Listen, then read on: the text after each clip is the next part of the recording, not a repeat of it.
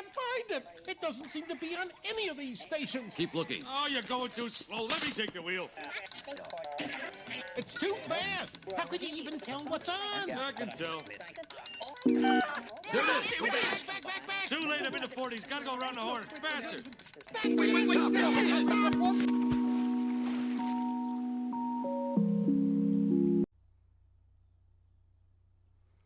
Alright guys, Nathan Burnett, episode 43.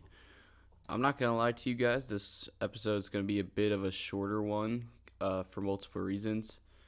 I don't have much to talk about this episode, and also I have midterms and everything like that I got to go ahead and take care of. But I figured I should still get an episode for you guys just so I can, stay consistent and everything. But yeah, this episode's going to be a bit shorter. And also it is like 8 in the morning, so I have my coffee, and hopefully that gets my energy up for this episode. So probably the biggest thing on here that I know a lot of people are currently talking about is the Ja Morant situation. Now, the big thing about the Ja Morant situation is, why does he continue to do the things that he does? I'll put it that way. Because, the whole police report thing came out, and everybody was like, it blew up for a little bit, and then after a while it sort of died off because it was like, oh, well, there was no criminal charges and everything like that. And then like a couple days later, he has I don't think I can say the word on YouTube, but he has a pew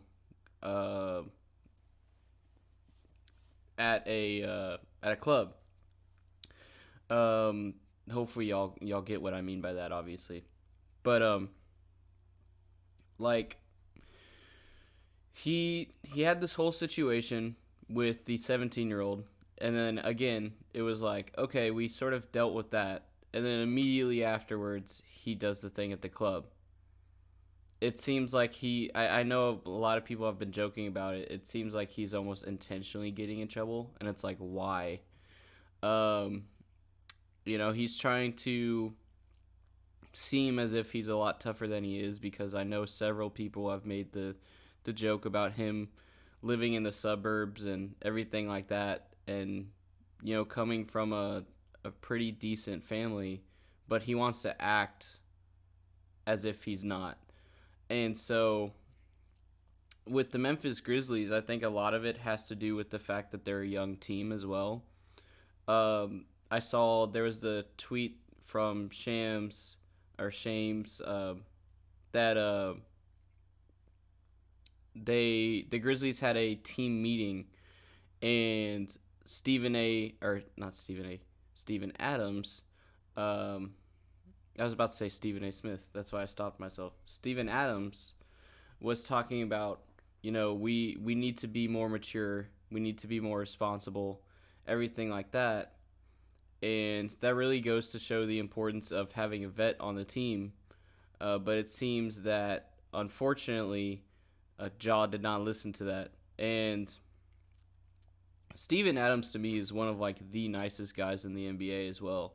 Giannis has so much publicity and media attention for just being this super humble guy, but Steven Adams was that for me even before Giannis.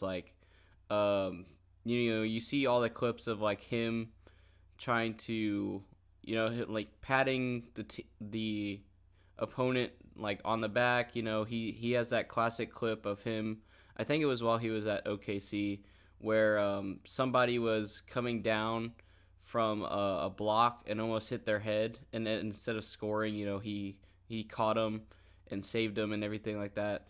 And Steven Adams is just genuinely a nice guy, it seems to me.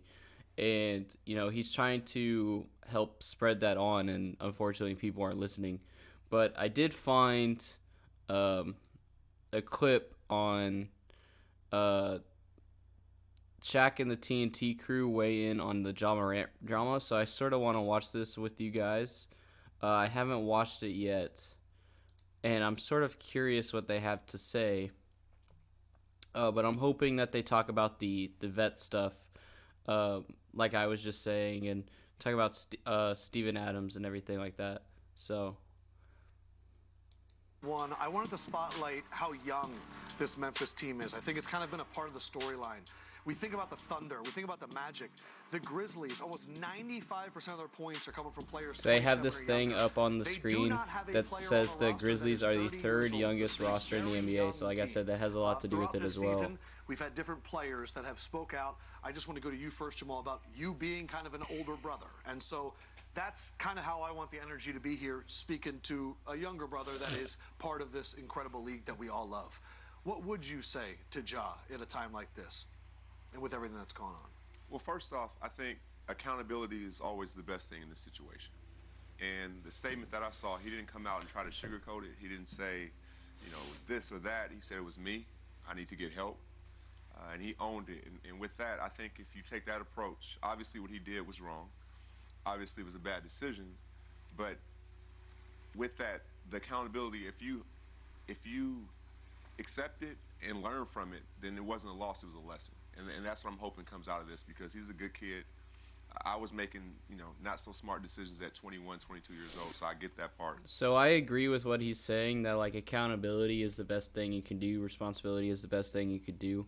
However, it does not make the problem go away, and I think with a lot of these, not just NBA players, but a lot of people in general in the world now, we're told, take accountability for your actions and everything like that. Being honest is the best approach, and it won't be as hard if you just be honest. And somehow I think that message has been misconstrued to people, where they think if they're just accountable and honest and they say, oh, I'm going to get help or something like that, the problem will just go away. And it doesn't just go away. You have to actually do what you're saying and, either work on the issue, take it as a lesson, and, like he said, work on it. But, the problem is a lot of people, when they get in trouble nowadays, are just saying, I'm going to take some time to myself. I'm going to work on it. This was a one-time mistake. I deeply apologize. I take accountability. They say they're going to take some time off to work for themselves. And then, 2 weeks later, they do, the same exact thing or something, or it's just, it's such a big issue, with the Primo thing. Primo was like, oh, I'm going to take some time for myself and figure this out. And it's that doesn't matter. It's what you did. It's you're off the team. You can't just say, I'm going to take some time to myself. I'm going to figure this out and then expect everything to be fine. It's we still have to cut you from the team because this is such a huge deal. And I don't know. It just seems a lot of people now are just saying, if I take accountability, I can get away with it, which is not the case. So we'll see if he says anything else about that. But it's not a loss, it's a lesson if you learn from it. I love that he was accountable, but I think this is where vets are so important. And he's talking about vets. Yep, definitely. See, I was just talking about that. Vets sort of act as the role models on your team. They bring, they tell you, again, he was talking about, being an older brother and, stuff like that. It's they tell you not to do dumb shit. I mean, I don't know what other way to put it, be smart with your decisions. And, they've been in the league, they've had a lot more time with life as well. And we're seeing a lot of these mistakes being done by these younger players because, the NBA is sort of undergoing an era change where slowly, KD, Curry, LeBron, they're all going to retire. And we have these people like Luka, Trey, Ja Morant, so the league is full of these younger players now, and because of that, each of them are sort of making their own dumb decisions because, you have to remember that even though these people are professional basketball players, at the end of the day, some of them are still just kids. And I say that as, a kid myself. Like, I'm 20 years old. They're 21, 22, like Primo, was 19. Like, these kids are young, like, especially like the rookies and like some of, the second or third year players, they're young. They're going to make dumb mistakes, but they're in the view of the world. That mistake is going to be broadcast worldwide because of their position in the NBA. And, that one decision that they make could end up, destroying their career in the NBA, destroying future careers because of the fact that, they're well known because of the NBA. Yeah, I don't know what other way to say it. They're going to be put on blast because every moment of their life is being documented now because of this, fame of athleticism. It doesn't even get to this point. A vet's in the locker room like, yo, young fella, slow down a little bit. Do this way, move this way. And that's what I think is missing.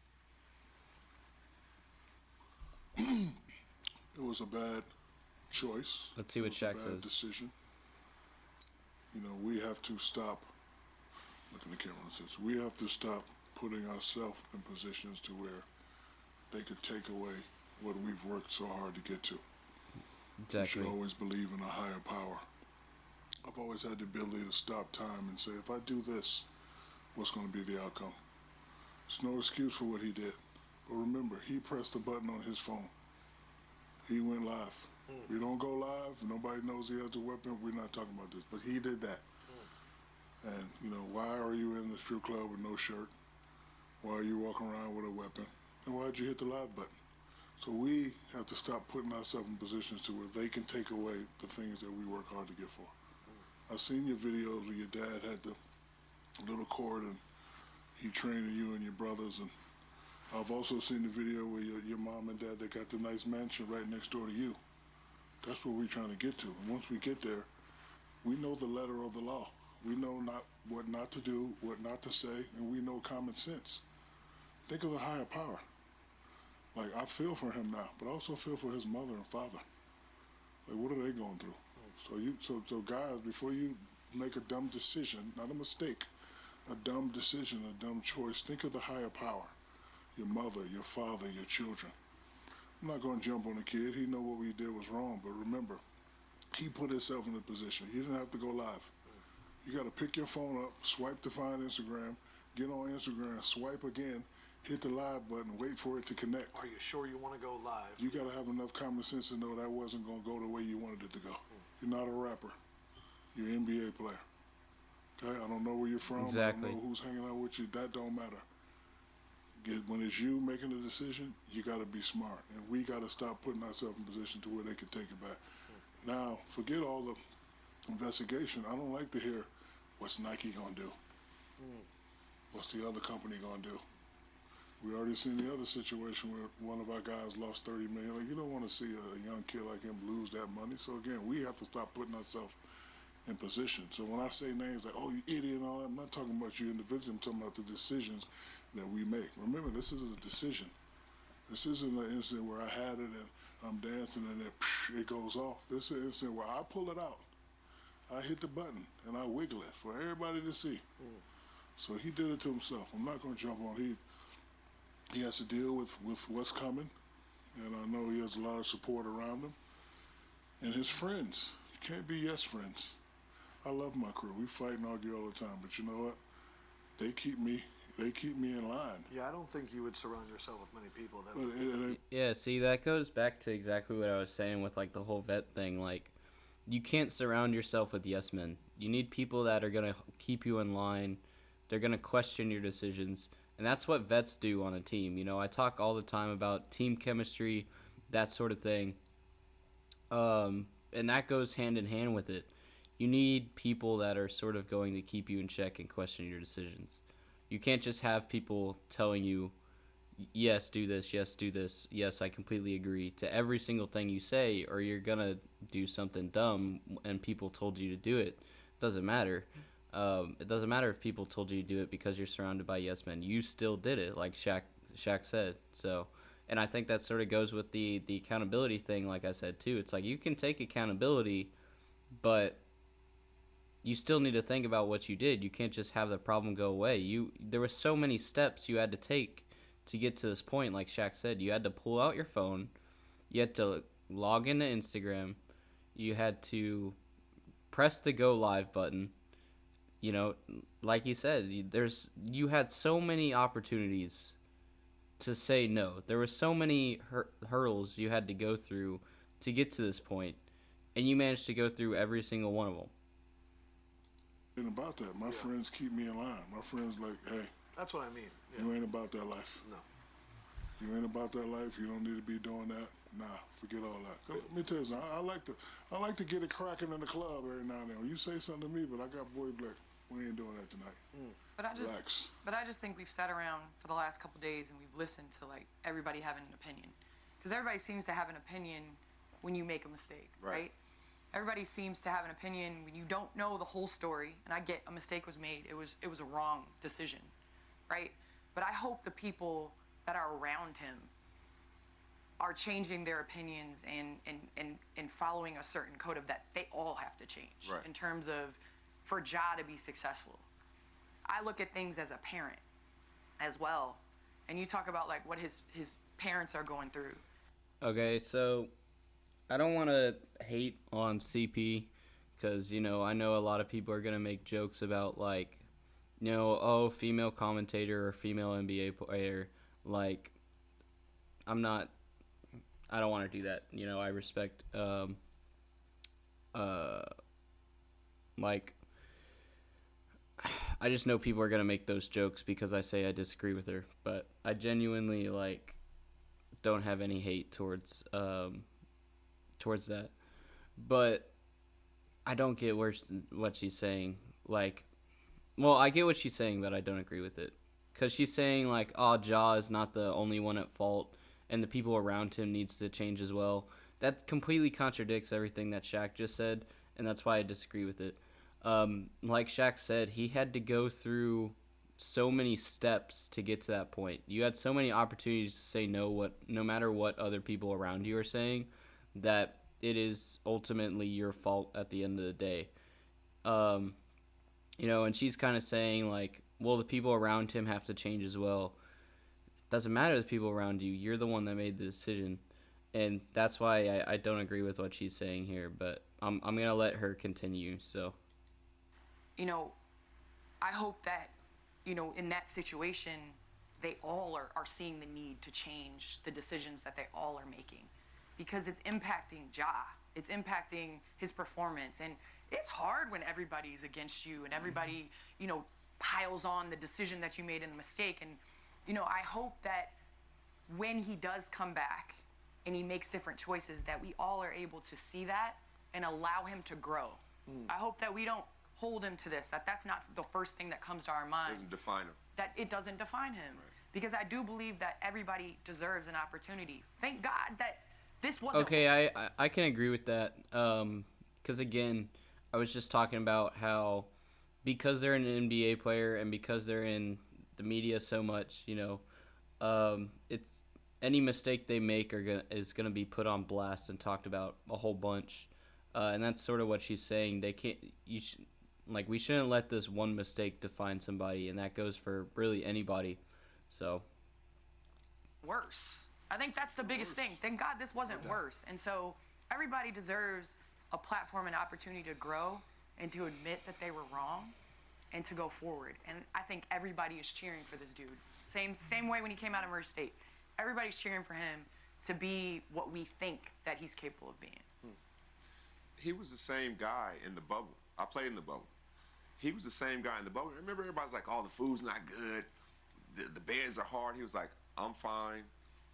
The bed's fine. The food's fine. I'm here on a business trip to take care of business. And so that part of him is still there. We just need to come back to the surface. And like you said, the people around him. I was thinking when Shaq was talking, Uncle Jerome was there. All day, every day. All day, every day. But he not that he held Shaq accountable, but you need that other grown-up in the room to be like, yo, Shaq, slow down a little bit. You know, whatever it might be, so it doesn't get to this point. Were you that guy in the locker room? I became that guy. You became that guy. I became that guy, but I wasn't that guy when I first went in the locker room. Yeah, but you asked the question. It's in the locker room. That didn't happen at the arena. That's happened at the club. Like, But could it have been stopped if he's with you in Miami or the Lakers, right? And you see this young dude kind of going this way, Shaq's gonna say, "Yo, young fella, you got to." So it may not get to this point. You're gonna pull his coattail early. But you also have to listen. You know, like you also have to be willing to listen and to learn and to listen to guys that have your best interests at heart. Right. And you know, you're gonna turn on, and a lot of times you're gonna hear the negativity that's on the television. You're gonna hear everybody say what he should be doing or Right. what he wasn't doing or where he can't, you know, all that stuff. I mean, he's deactivated his Instagram. That's not the reason that this is happening. Like the Instagram obviously It's allowed deep, everybody yeah. to see it, but this was not what caused this. And so I think just in seeing and pointing the finger at the right situation, at yourself, and understanding taking accountability is not the internet. Now you can shut it off, but You still got to deal with whatever you still got to have deal to with. deal with what you have to deal But with. not to go left court, it's crazy because for the last couple of years we said Memphis needed a vet on the court. What's going to happen in the playoffs? They needed a vet off the court too. Yeah. So this situation could have been slowed down, I believe. Memphis, we'll see how long Ja is out. We are going to wait for more information. Of course, Steve and Adam. Yeah, so exactly like he said, there's you need a vet both on and off the court. I mean, I don't know what other way to say it. It's as simple as that. Do you need somebody that's going to be able to coach these younger people on more of a personal level than the rest of the staff? The rest of your staff is going to be able to, because they've been in that situation, you know. But that's all I have to say on like the John Morant stuff. So I have on here talking about scoring and defense. I don't want to spend too much time on that because y'all have heard me talk about it so many times before. But Damian Lillard recently scored 71 right after Donovan Mitchell did. And I think it just goes to show what I've been saying, that, you know, these some of these records are becoming like not as impressive as they once were. Not to say that Damian's 71 points and Donovan Mitchell's 71 points isn't impressive, but the fact that they happen so close to each other just goes to show that the league is changing, and, you know, slowly 71 points is becoming, you know, the 71 points is becoming the new, you know, 50, 60 points. And I actually have a video that I'm thinking of putting out called, you know, how long before we get a 200-point game? Because we've had games go to 193, 195, you know, which is really crazy. So, yeah, again, I don't want to spend too much time on that because I feel like I'll repeat myself a lot of the things I've said in the past. But defense is definitely seeing a change, and therefore offense is definitely seeing a change. And these scoring nights are only going to become more frequent unless something changes to sort of bring back that defense that I've talked about. So, we can talk about Russell Westbrook and the Clippers. So again, not much to say there. I know that the Clippers have been losing a lot with him. A lot of people are blaming Russell Westbrook for it, but Russ has been playing pretty decent on the Clippers. He's been having high assist numbers, you know. He's been getting double doubles. You know, he is a guard after all. So it's good to see his assist go up and sort of facilitate the ball and everything. But the main problem with the Clippers losing isn't because of Russell Westbrook or anybody else. It's because of the fact that they have, you know, 3 great defensive players, and yet they have, you know, the 12th best defensive rating. They have Kawhi, they have Paul George, that are amazing defensive players, but it doesn't seem like the team is, you know, using that in order to become a good defensive team. And part of that has to do with, you know, Kawhi and Paul George being out for different parts of the season. But again, they are not using that strength that they have in defense to win their games, which is what they really should be doing. And if we go to Westbrook's stats,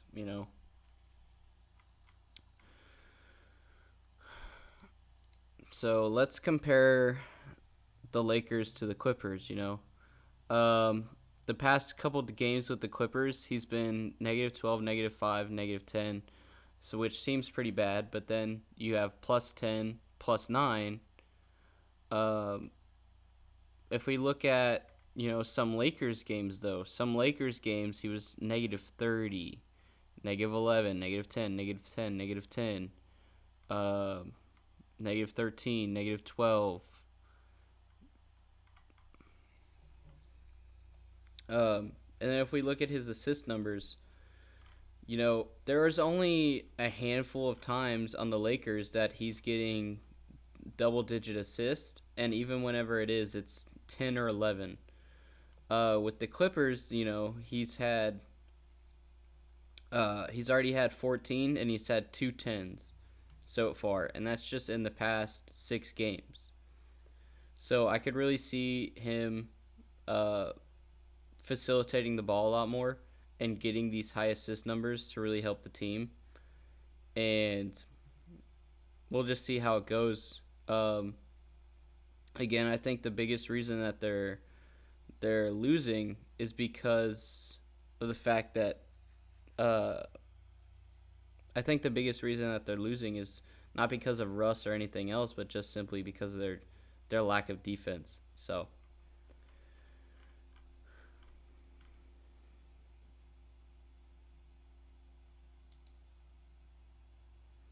next we can talk about MVP. So weirdly enough, if you go to the MVP if you try and go to the MVP on the NBA website, they don't actually have the ladder for some reason. They just have stories about the ladder, but they don't have the actual ladder, which is kind of weird. So instead, I have the basketball reference page up for it.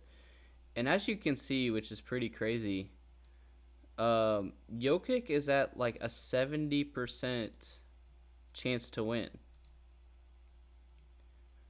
So, I mean, that's just dominating everybody else. And Joel Embiid's been in the ladder for several years, but he's always been injured, so he's never gotten it. Giannis has been in the ladder a lot, and he's already won it a couple times. James Harden is actually up here, which is kind of crazy. You have Luka, who definitely deserves it over these past several years, but the problem is now that he has Kyrie on the Mavs, it's going to sort of hurt his chances to win it a little bit. And then you have some of these other ones here, Tatum, Sabonis, Lillard, SGA, and Jimmy Butler. But Jokic at a staggering 70%. So if we look at the NBA standings real quick, we can sort of see why. If we look at the West, the Nuggets are entirely like 8 games ahead of the entire Western Conference. And obviously that can shake up a little bit with the Suns and the Mavs getting KD and Kyrie. But the Nuggets are just absolutely dominating everybody else in the West. And that's mainly just because of Jokic. And, Jokic is getting these triple-double nights and just absolutely going off. But, again, there's that argument to be made of how much of this is actually Jokic and how much of it is media. And I don't want to do that argument on my own. I would much rather sort of go back and forth with somebody on it because I can see both sides of it. But it's just crazy that he has like a 70% chance to win it. It's like, you might as well just give it to him now. And then with the most improved player, everybody's been talking about Larry Markkinen, how Larry Markkinen is probably going to win it. And he's seen incredible improvement, but we've also seen huge improvement from Jalen Brunson and SGA as well. SGA is a great player. I don't know if he's shown the biggest jump, though, because for me, with most improved player, it's about the biggest difference in, last season to this season. That's why it's called most improved player. And to me, Larry Markkinen has really made that jump. Jalen Brunson and SGA are definitely playing crazy and playing a lot better. But I think Larry Markkinen has made the biggest leap in his game. We can... Next week, whenever I have somebody on, we'll talk more about most improved player and stuff like that, because I want to sort of dive deeper into each of these guys. But like I said, this episode was going to be a little bit shorter and stuff. I said I didn't have that much to talk about. I want to dive more into the MVP and the most improved player stuff whenever somebody else is on, and I can also get their opinion on the jaw stuff. But for now, that's all I have. I know this was a little bit shorter and a little bit lower energy, but I still wanted to get an episode out for you guys. So I will go ahead and see you guys in the next one. Check out the podcast on YouTube, Spotify, wherever you listen, all that good stuff. And with that being said, I will see y'all in the next one. Peace out.